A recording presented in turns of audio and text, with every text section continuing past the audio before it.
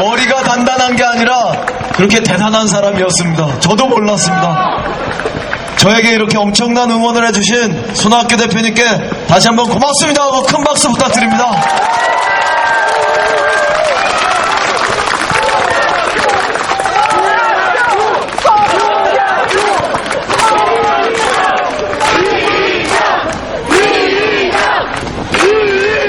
사 년 전에 국회의원에 떨어졌습니다.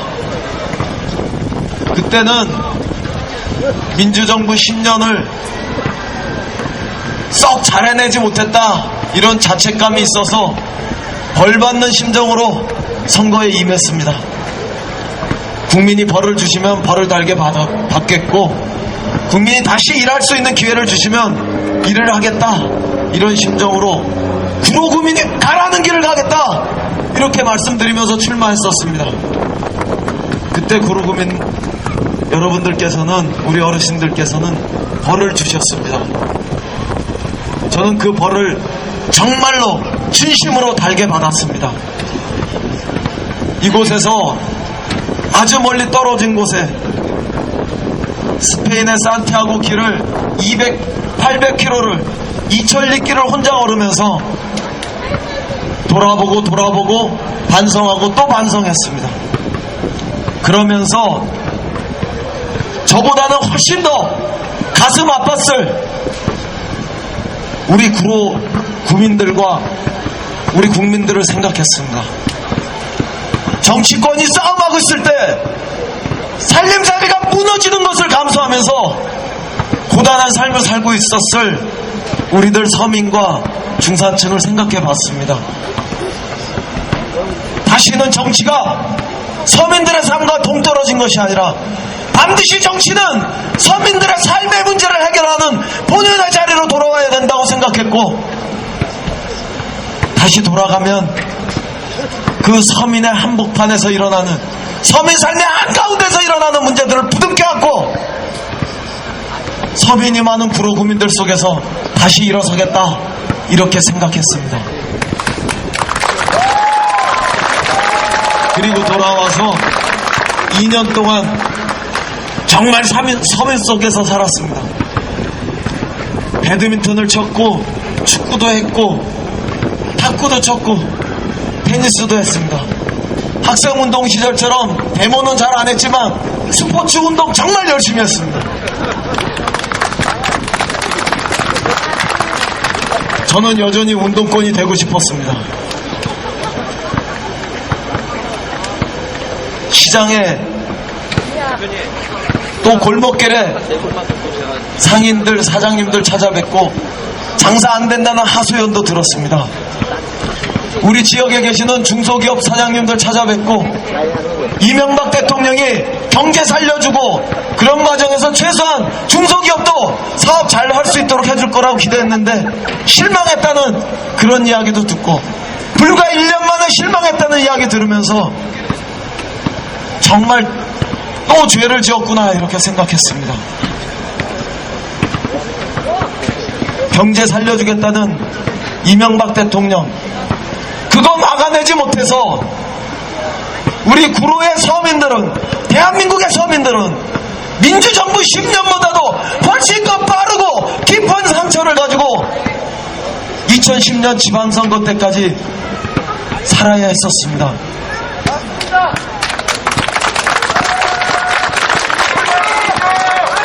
저는 정말 고민했습니다.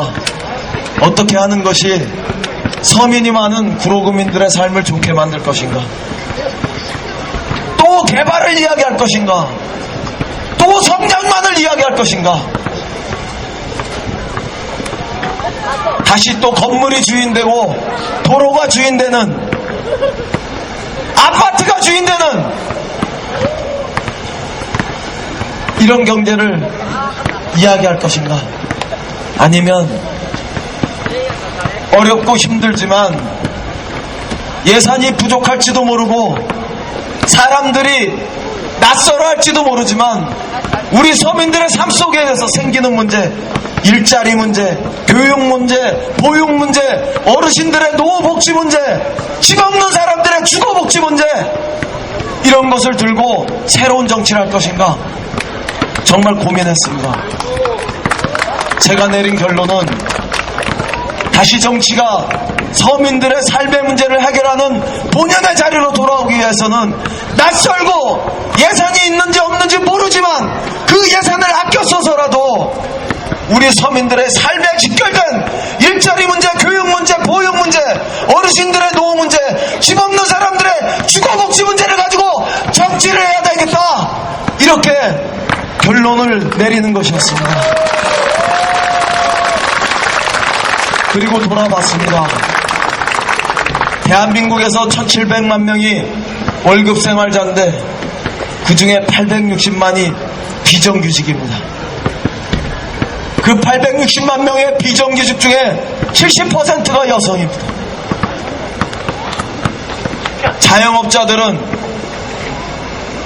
많으면 600만이라고 그러고 적어도 400만이 넘었습니다. 이 나라 인구 4,800만 중에서 2,100만 명 이상이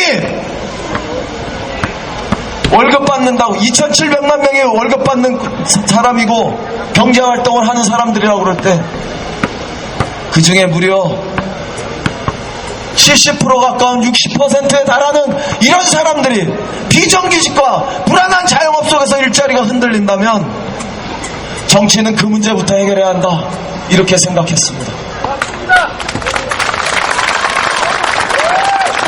그래서 다시 국회로 돌아가면 반드시 대한민국의 비정규직을 30%대로 낮출 수 있는 그런 정치를 하겠다, 이렇게 다짐했습니다.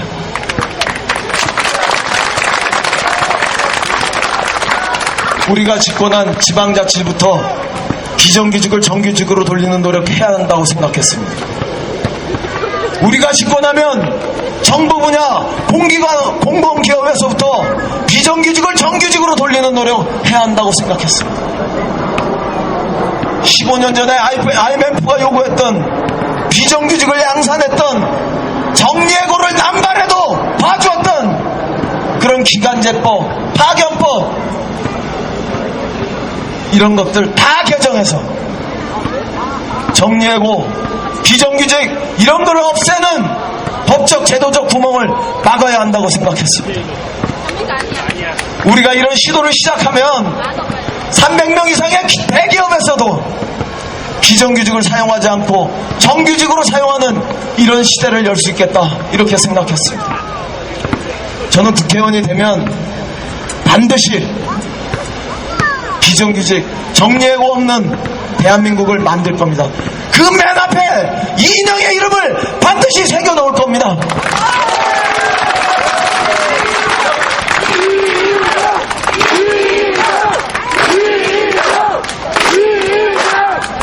그렇게 해서 뼈 빠지게 고생하고 일해서 돈 벌어서 자식 고생시켰는데 변변한 취직자리 하나 없다, 백수다, 이런 탄식, 우리 서민들의 탄식 걷어내겠습니다.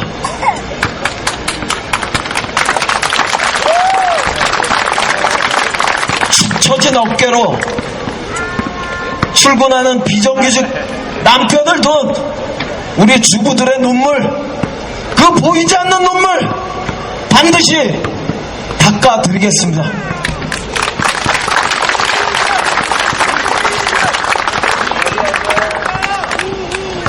정규직과 똑같은 직장에서 똑같은 노동을 하면서도 비정규직이라는 이유로 차별받는 우리 비정규직 노동자들의 탄식 이제 걷어내겠습니다.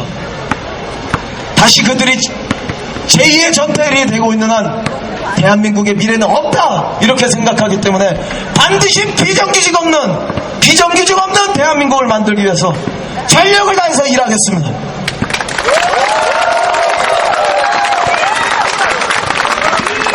돌아보면 수많은 사람들이 교육비 걱정합니다. 정말 하늘 높은 줄 모르고 치솟는 그런 교육비 때문에 젊은 주부들은 식당에 나가서 일합니다. 한 달에 100만원, 120만원, 좀 많이 받으면 150만원, 200만원 받아서 자식들 학원비로 씁니다. 가장들이 월급 받아와서 3분의 1에서 절반을 아이들 학원비로 쓰고 있습니다. 그렇게 해서 겨우 대학 보내고 나면 다시 1,000만원이나 되는 대학 등록금에 치여서 우리 서민들은 정말 허덕댑니다.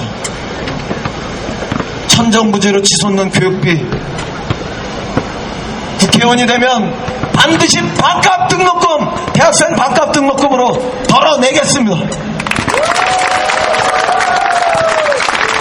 1년에 14조의 대학 교육비 쓰는데 2조 원은 장학금을 쓰고 있고, 작년에 2조 7천억이 국가 재정으로 투자되기 시작했습니다.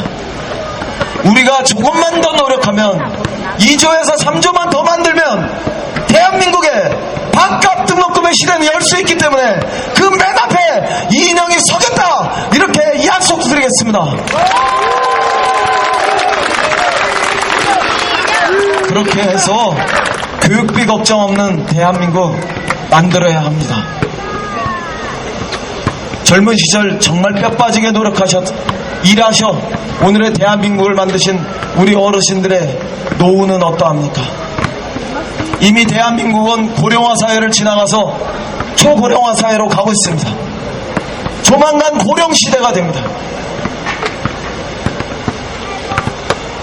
그런 우리 어르신들의 노후 아무도 준비하지 않고 있습니다. 국가도 방치하고 있습니다. 개인이, 가족이 알아서 해결하게 되어 있습니다. 그거 해결하려고 4년 전 국회의원 했을 때 기초노령연금 만들고 장기요양보험제도 만드는 일에 앞장섰었습니다. 그때 새누리당이 기초노령연금 15만원 하자 그래놓고 7만원, 6만원부터 시작한 그 기초노령연금 이제 겨우 2만원 올려놨습니다. 이러고서 어떻게 대한민국이 효도하는 나라가 될 수 있고, 이러고서 어떻게 대한민국이 어르신들에게 제대로 공경하고 보호하는 나라가 될 수 있습니까?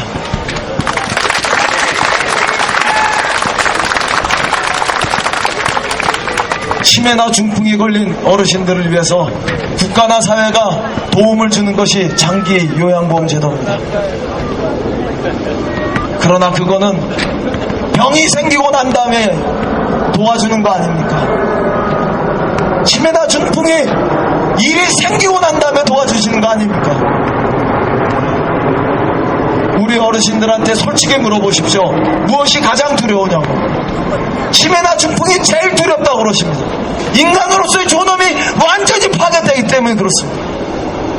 의좋던 형제들도 싸우고 그 화목하던 집안이 박살납니다. 일 당하고 난 다음에 돌봐주는 것도 중요하지만 일 당하기 전에 예방하는 것이 저는 훨씬 더 중요하다고 생각합니다.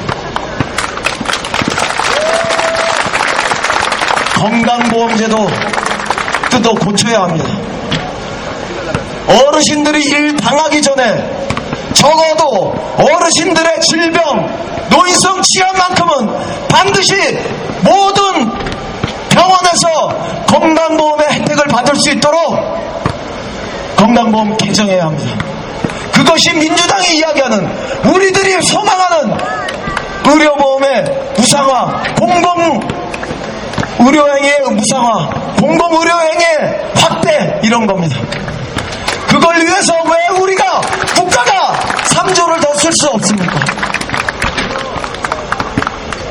저는 국회의원이 되면 반드시 건강보험 개정할 겁니다.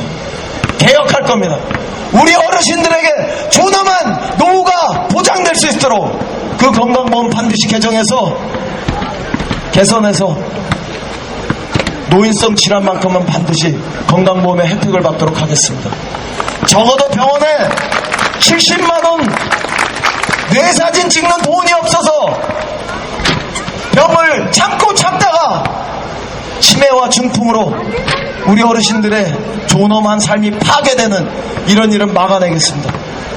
반이라도 의료보험의 혜택을 받을 수 있도록 해서 뇌사진 미리미리 찍고 혈관이 흐릿하면 중풍을 예방하고 뇌세포 사진이 흐릿하면 치매를 예방할 수 있는 국가 차원에서의 공공 의료 서비스가 제공될 수 있도록 해내겠습니다.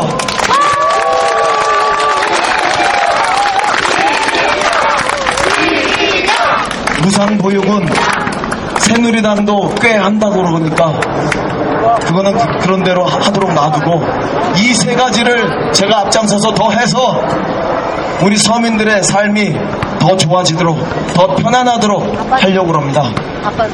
국회로 보내주십시오. 제가 이런 이야기를 하면 너 또 중앙정치만 하려고 그러지? 그렇지 않습니다. 이번에는 절대로 그러지 않겠습니다.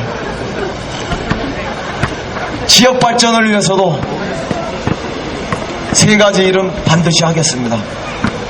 첫째, 전철 1호선을 지하하고 그 지상 공간에다가 학교, 복지관, 문화체육시설, 근린공원, 그리고 집 없는 사람들에게 필요한 만큼의 주거복지 공간을 제공해서 구로가 잠만 자고 출퇴근하는 그런 곳이 아니라 우리 서민들의 삶이 행복한 휴먼타운, 행복벨트로 재탄생할 수 있도록 일하고자 합니다. 4년 전에 제가 전철 1호선 지하한다고 그러니까 두 가지 반응이 있었습니다.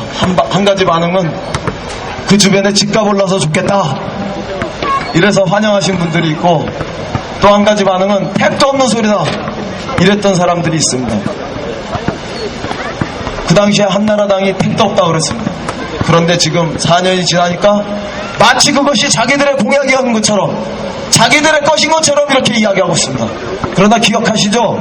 4년 전에 제가 전철 1호선 지하 공약했던 거 기억하시죠? 제가 얼마나 앞을 내다보고 정치하고 있습니까? 1974년에 전철 1호선 공사할 때 시간도 없고 돈도 없고 기술도 부족하니까 서울역에서 청량리역까지만 지화했습니다. 40년이 지났습니다. 그 사이에 대한민국은 돈도 많아졌고 기술도 발전했고 시간도 있습니다. 전철 1호선을 방치해서 그 주변의 상권을 단절시키고 사람의 왕래가 불편하고 교통이 두절되고 심지어는 개발이 지체돼서 슬럼화되는 이런 모습 걷어낼 때가 됐습니다. 서울시는 25조 이상을 돈을 쓰고 있습니다. 대한민국은 250조 300조의 돈을 쓰고 있습니다. 기술은 발전해서 지하 50m 밑에서도 모든 공사를 다 끝내고 지상에 아무런 교통에 방해 없이 전철 1호선을 지하로 넣을 수 있는 상태가 되었습니다. 많은 사람들이 이야기합니다. 언젠가 전철 1호선은 땅속으로 들어가야 했는데 이제 들어갈 때가 되었다고 그럽니다. 그러면 우리가 전철 1호선을 땅속에 묻고 그 지상 공간을 우리 서민들의 행복한 새로운 구로의 모습으로, 도시의 모습으로 재창조해도 되지 않겠습니까?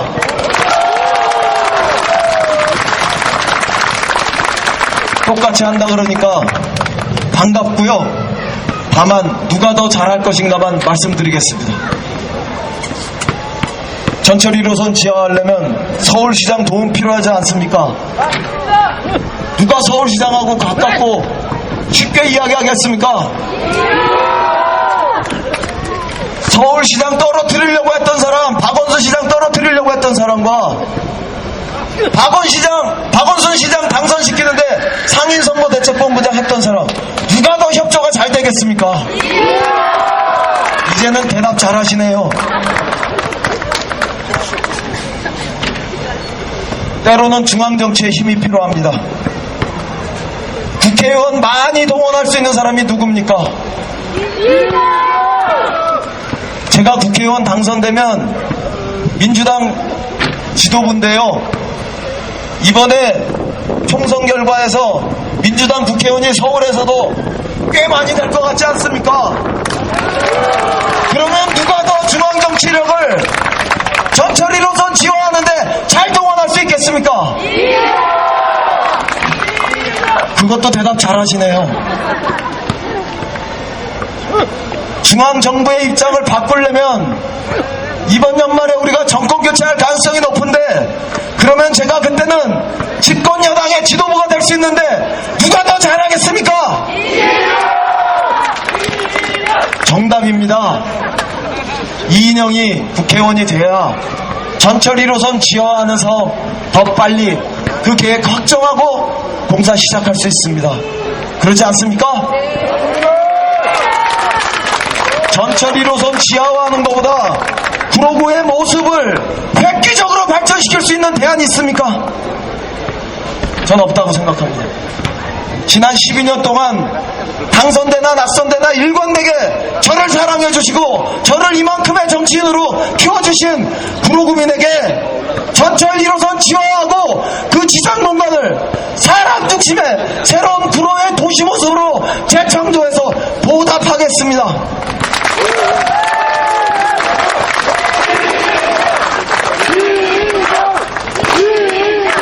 오늘은 박수 부대도 좀 왔습니다. 제 친구들입니다.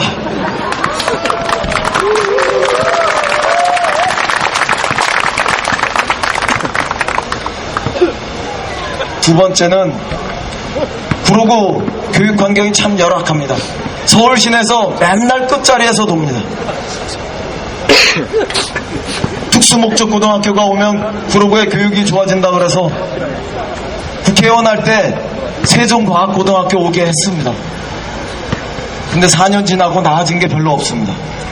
세종과학고등학교만 좋을 뿐입니다. 그 뒤에 자율형 사립고등학교라고 자립형 사립고등학교 모방품이 들어왔습니다. 그러면 그거라도 조금 나아질지 모른다고 그랬습니다. 1, 2년 지났지만 별로 나아지는 거 없습니다. 리딩 스쿨이라고 한두 학교 지정해서 그 학교 집중 투자하면서 교육을 전반적으로 좋아지게 끌고 가는 이런 시도도 해봤습니다. 저는 별반 달라질 것 같지 않습니다. 그것도 해야 되겠지만 더 크고 더 근본적으로 해야 할 것은 구로구 전체에 교육 투자를 해야 합니다. 쥐꼬리만한 교육 투자를 할 것이 아니라 구로구 전체에 과감하게 구로구의 교육을 좋아지도록 만드는 교육 투자를 해야 합니다. 지금 구로구청이 58억 원을 구로구의 교육 여건을 개선하기 위해서 투자합니다. 저는 이걸 넘어서 적어도 2배는 넘기는 연평균 100억 원 이상의 교육비를 투자할 수 있는 교육혁신지구 사업을 추진하려고 합니다. 구로구하고 재정 여건이 엇비슷한 중랑이 130억 원을 1년에 교육 투자합니다. 우리 바로 옆에 있는 금천구는 교육혁신지구 사업을 모범 사례로 하고 있습니다. 박노현 교육감 이야기하면 속상해하시고 걱정하시는 분들도 계시지만 그 학생인권 조례와 관련한 건 일단 빼놓더라도 박노현 교육감하고 구로구가 교육혁신지구가 될 수 있도록 이미 이야기를 시작하고 있습니다. 국회의원이 되면 반드시 구로가 교육혁신지구로 지정될 수 있도록 하고 연평균 100억 원 이상의 교육복지비용이 투자될 수 있도록 해서 우리 구로구에서 학교 다니는 모든 아이들이 교육환경의 적정선, 교육복지의 기본선의 혜택을 반드시 볼 수 있도록 하겠다, 이렇게 약속드리겠습니다. 제가 국회의원 할 때, 교육위원 할 때 교육복지 투자 사업을 지켜봤었는데 교육복지 투자 사업이 일어났던 곳에서 대개 아이들이 학력도 신장되고 아이들의 개성과 특성도 마음껏 발휘되는 누이 좋고 내부 좋고 두 가지 효과가 동시적으로 일어나는 것을 검증했었습니다. 이제 그 일을 구로에서 하겠습니다. 구로구에서 아이들 교육시키기 힘들어서 떠나는 일 이제는 끝내겠습니다. 일산으로 가고 분당으로 가고 가까운 목동으로 가는 일 없을 테니까 이 자리에 계시는 젊은 학부모들 저를 4월 11일 날 선택하십시오. 반드시 교육시키기 좋고 교육받기 좋은 구로 만들어내겠습니다.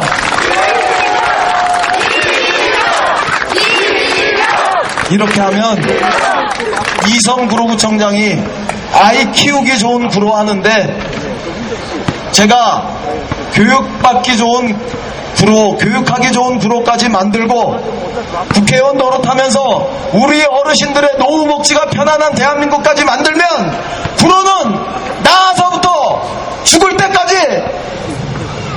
정말 스웨덴 사람만 이야기하는 것이 아니라 우리 구로 구민들도 요란에서 무덤까지 행복한 구로를 만나게 될 것이다. 이렇게 저는 확신합니다.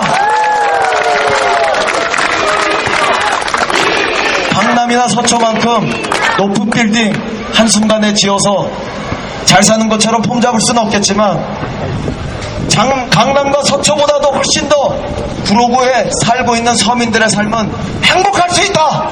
이런 거 보여내겠습니다. 우리 구로구는 서민과 중산층이 정말 많습니다.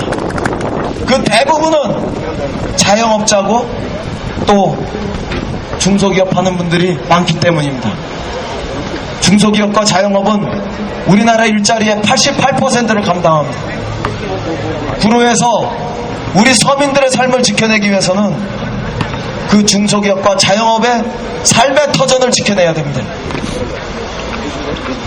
법에는 상생법, 유통법이라는 것이 있습니다. 그 상생법, 유통법을 조금만 더 우리가 개혁하면 대기업이 중소기업의 전문업종에 침범하는 거 자제시킬 수 있습니다. 대형마트의 영업일수 조금만 더 제한하면 골목길 슈퍼마켓 사장님도 재래시장의 사장님들도 지금보다는 한시름 놓고 더 장사 잘 되실 수 있습니다. 손학규 대표께서도 말씀하셨지만 왜 대기업과 대형마트가 쌍끌이가 돼가지고 중소기업과 자영업을 몰락시키는 그런 식의 경제를 반복해야 합니까? 저는 국회의원이 되면 반드시 상생법, 유통법 개정해서 우리 중소기업과 자영업을 보호하고 대한민국의 시장경제가 대기업, 재벌만, 대형마트만 살 수 있는 그런 경제가 아니라 상생과 공존의 괜찮은 시장경제가 되는 길을 터보겠습니다. 우선 구로구에서 우리 구의원님들 통해서 조례를 만들 수 있도록 하겠습니다. 서울시에서 우리 시의원님들 통해서 조례를 만들 수 있도록 하겠습니다.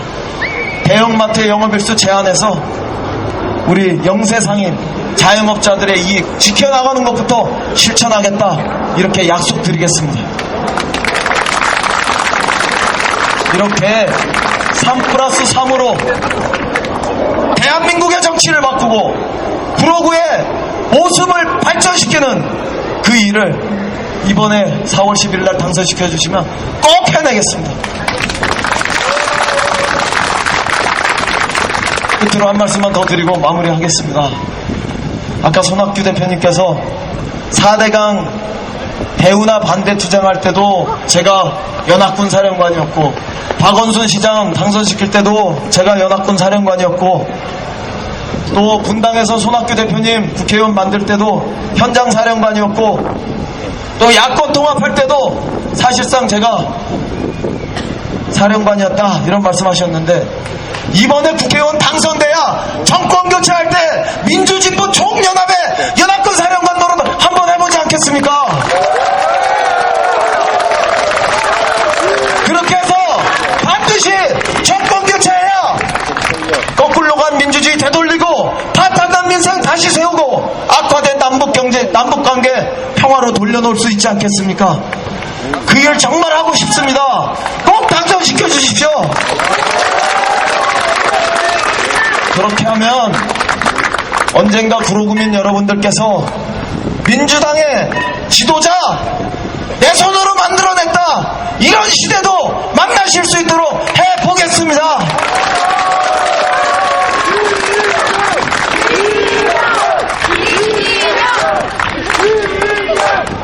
적어도 2, 3년 지나면 대한민국의 정치는 저와 같은 사람들이 앞장서서 하게 됩니다. 저와 같은 사람이 나서서 정치의 전면에 나서서 우리 정치를 끌고 나가게 되면 우리 정치의 패러다임이 바뀝니다. 개발과 성정으로 인간의 욕망을 부추게 하는 그런 정치가 아니라 사람들의 삶 속에서 속살처럼 부둥켜 일어서는 그런 진짜 정치 하기 시작할 수 있습니다. 그 맨 앞에 서보고 싶습니다.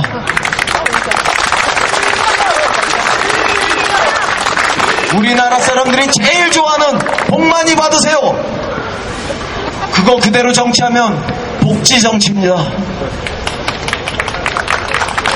내일 부활절인데 교회와 성당에 가서 기도하고 예배 들으실 때, 미사 들으실 때 하나님 주신 복대로 살게 해주십시오 이렇게 기도하실 텐데 하나님 주신 복대로 정치하는 거 그게 복지 정치입니다. 부자들에게 돈 주는 건 투자고 가난한 사람들에게 복을 주는 거는 낭비라고 이야기하는 이 어처구니 없는 정치 이제 바꿔내야 되지 않겠습니까?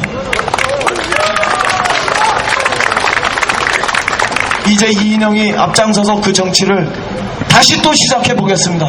4월 11일 날 꼭 당선시켜 주십시오. 감사합니다.